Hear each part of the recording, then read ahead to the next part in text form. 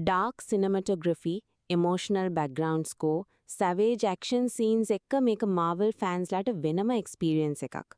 එස්පෙෂලි Daredevil, John Wick, Logan වගේ dark vibe movies shows බලන් ආසායට මේක පිස්සුවක් වෙයි.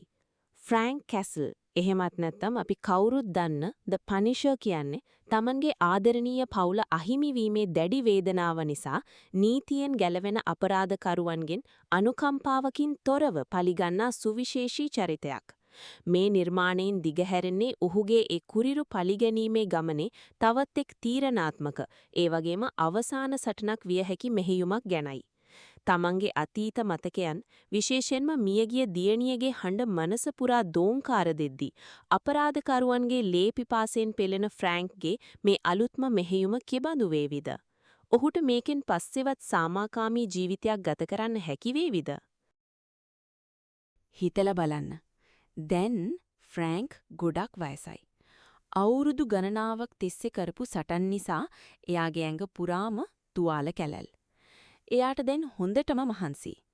ඒත් එයාට මේ ගමන නතර කරන්න කලින් එකම එක ඉලක්කයක් ඉතුරු වෙලා තියෙනවා. ඒ තමයි තමන්ගේ බිරිඳවයි දරුවන්වයි මරන්න මුලින්ම නියෝග දුන්නු ප්‍රධානම පාතාල නායකයව හොයාගන්න එක.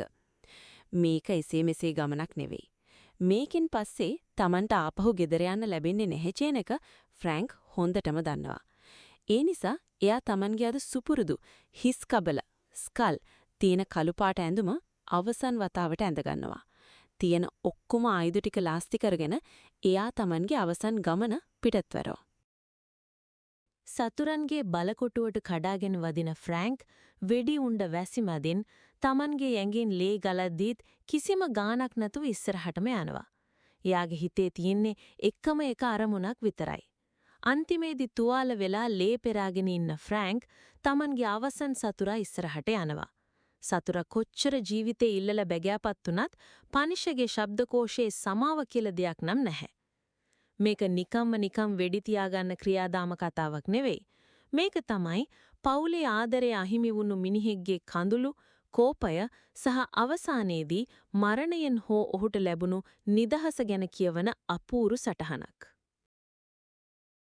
තවත් මේ වගේ වීඩියෝස් බලන්න කැමති නම් අපිව සබ්ස්ක්‍රයිබ් කරගෙන යන්න.